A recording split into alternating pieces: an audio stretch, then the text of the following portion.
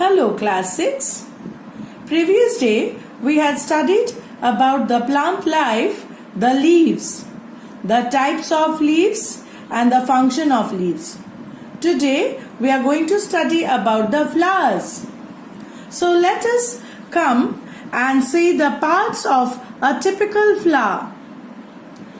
Flowers, stalk and pedicel, receptacle and thalamus, floral whorls like calyx, corolla, androecium and gynoecium. So let me explain this in the diagram. The stalk of the flower is also called as pedicel, which is attached to the twig or the branch.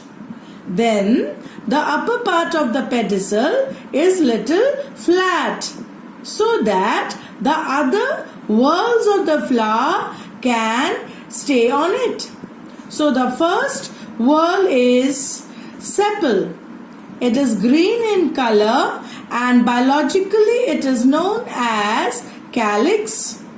So children, when the flower is in the bud state, the sepals close them and protect the inner parts. And you see the sepal is green in color. That means it also performs the function of photosynthesis.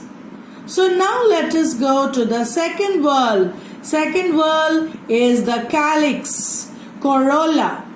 After calyx comes corolla. So it is also known as petals. They are brightly colored. As we see beautiful colors of the flower, it adds the beauty to the flower, and the main function is that it attracts the insects. Then the third whorl is the anther. It is known as androecium. So the anther is the male part of the flower. It has long filament and two bilobed anther lobes. The anther lobes produces round small ball-like structure called as pollen grains. So inside the pollen grains there are male sex cells. Okay, so they are pollens, they are male sex cells. They are responsible for reproduction.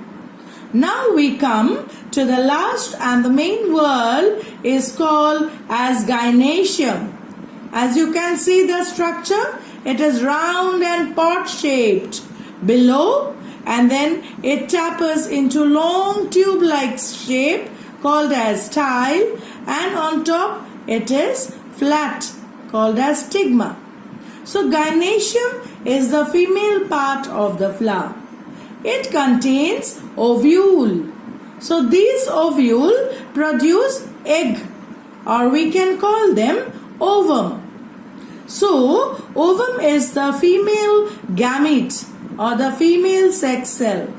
So it is the female part of the flower. So as I have told you, the main function of the flower is reproduction. After pollination, that is the transfer of the pollen grains from the anthers to the stigma. We have got the stigma here, no? From the anthers to the stigma, there will be transfer of pollen grains. This is called as pollination. This transfer can be done due to some agents. Some living agents like bees, small birds like hummingbird, then butterfly, honeybee, all the insects. So why do the insects come to the flowers? They come for the sweet nectar. This is the food for the insects. But, unknowingly they favor the whole plant life. How do they help? When they sit on the flower to take the nectar, on the body the pollen grains stick, and when they fly and go to the next flower, so the stigma of this flower, the other flower, the pollen grains come and falls on them. So this way there is transfer of pollen grains either from the stamen of the same flower to the stigma of the same flower, or the stamen of one flower to the stigma of another flower. So that is called as pollination. The pollen grains produced in the anther of the flower are transferred to the stigma of the same or different flower. This is carried out by agents like insects, wind, water, etc. So this process is called as pollination. Now we'll study types of pollination. Depending upon the nature, pollination is of two types: self-pollination and cross-pollination. Children, what is self-pollination?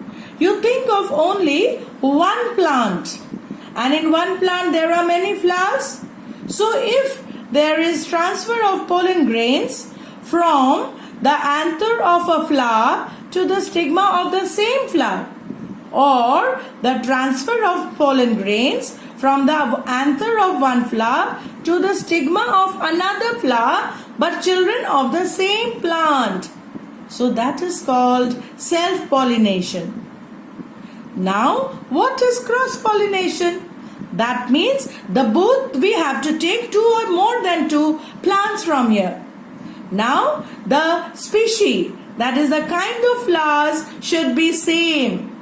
Children, it should not be China rose with marigold or mango flower with apple flower. No, it should be of the same kind, and that we call as species, the kind. So listen very carefully.